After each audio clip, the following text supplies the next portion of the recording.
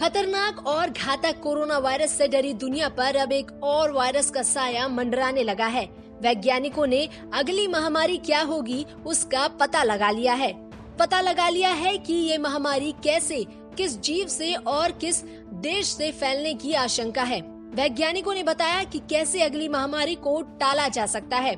आशंका जताई है कि इस बार की महामारी ब्राजील के जंगलों, वहां मौजूद चमगादड़ों, बंदरों और चूहों की प्रजाति में मौजूद बैक्टीरिया और वायरस से फैल सकती है।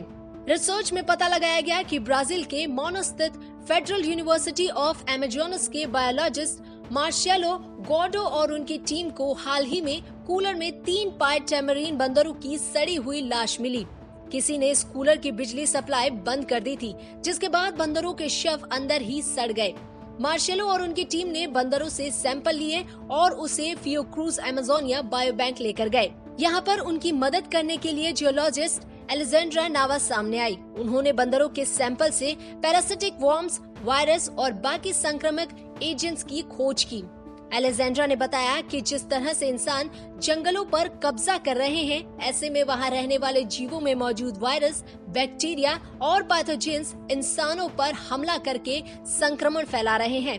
ठीक ऐसा ही हुआ चीन में। वहां से जो वायरस निकले, उनकी वजह से मिडिल ईस्ट स्ट्रोम फैला। अब वहीं से कोरोना वायरस निकला, जिसने पिछले करीब 2 सालों से पूरी दुनिया में तबाही मचा रखी है। ब्राजील के मोनास के चारों तरफ अमेजोन के जंगल हैं। कई 100 किलोमीटर तक फैले मोनास में करीब 22 लाख लोग रहते हैं। दुनिया भर में मौजूद 1400 चमगादड़ों की प्रजातियों में से 12% अमेजोन के जंगलों में रहते हैं। इसके अलावा बंदरों और चूहों की कई ऐसी प्रजातियां भी रहती हैं जिन पर वायरस, पैथोजेंस और बैक्टीरिया या पैरासाइट रहते हैं। ये कभी भी इंसानों में आकर बड़ी महामारी का रूप ले सकते हैं। इन सब की वजह है अर्बनाइजेशन, सड़कें बनाना, डैम बनाना, खदान बनाना और जंगलों को काटना। फियोक्रूज अमेजोनिया बायोबैंक के साइंटिस्ट जैसे एलेजेंड्रा और उनकी टीम के लोग हमेशा इस बात का पता करते रहते हैं कि किस जंगली जीव से कौन सा पैथोजेन इंसानों में प्रवेश कर सामान्य स्वास्थ्य संबंधित स्थितियों को बिगाड़ सकता है। जानवरों से इंसान में आने वाली बीमारियों को जूनोसिस कहते हैं। आपको बता दें कि मोनास में कोरोना वायरस के 2 खतरनाक लहरें आ चुकी हैं, जिसके बाद से शहर में अब तक 9000 से ज्यादा लोगों की मौत हो चुकी है। ब्राजील के कोरोना वायरस वेरिएंट P1 की उत्पत्ति मोनास से हुई थी।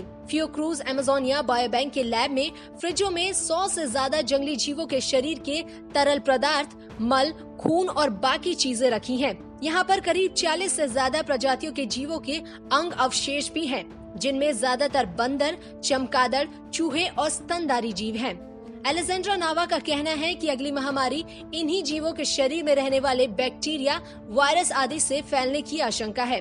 इस समय एलेजेंड्रा और उनकी टीम ने विभिन्न प्रकार के जंतुओं से इंसानों में फैलने वाले वायरल फीवर और फाइलेरिया के अलग अलग प्रकारों की खोज की है। साथ ही बीमारी फैलाने वाले जीवों और पैथोजेंस के डीएनए भी स्टोर किए जा रहे हैं। अब वो एक और वायरस को लेकर चिंतित हैं। इस वायरस का नाम है मायरो वायरस। ये वायरस तेजी से दक्षिणी अमेरिकी देशों में फैल रहा है। कि संक्रमण से फ्लू जैसे लक्षण दिखते हैं। सबसे बड़ी दिक्कत ये है कि अगर किसी इंसान को संक्रमित करता है तो डॉक्टर ये पता लगाने में परेशान हो जाएंगे कि ये मायरो वायरस है या मरीज को चिकनगुनिया या डेंगू हुआ है, क्योंकि ये वायरस लगातार शरीर के प्रतिरोधक क्षमता को धोखा देता है।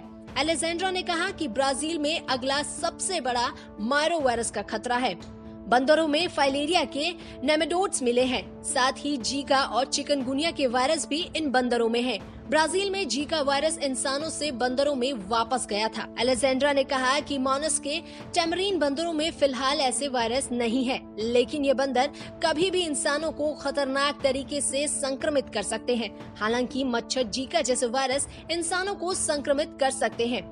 मोनास के आसपास टैमरीन बंदरों की संख्या तेजी से कम हो रही है। ऐसी गणना है कि अगले 16 सालों में इसकी आबादी 80% कम हो जाएगी।